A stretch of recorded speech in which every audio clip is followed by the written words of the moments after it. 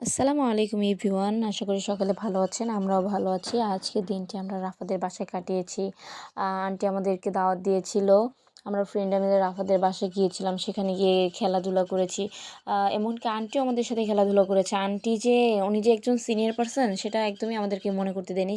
সেও আমাদের সাথে ওনার ছোটোবেলায় চলে গিয়েছিল।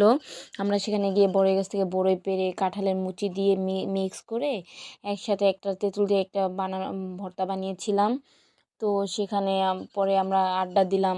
পরে আন্টি আমাদেরকে খাবার খাওয়ার জন্য ডাকছিল। আমরা বললাম যে আমরা উঠানের মাঝখানে খাবো। পরে আন্টি বলল, আচ্ছা খাও, কোনো সমস্যা নেই। পরে আমরা এক এক করে খাবার দাবার এনে সাজিয়েছিলাম। সো এরপরে আমরা সকলে মিলে খেয়েছি। আন্টির রান্না আলহামদুলিল্লাহ খুবই মাশাল্লাহ মাশাল্লাহ খুবই মজা ছিল। আর এই হচ্ছে রাফা আমাদের ফ্রেন্ড, ওদের বাসায় গিয়েছিলাম।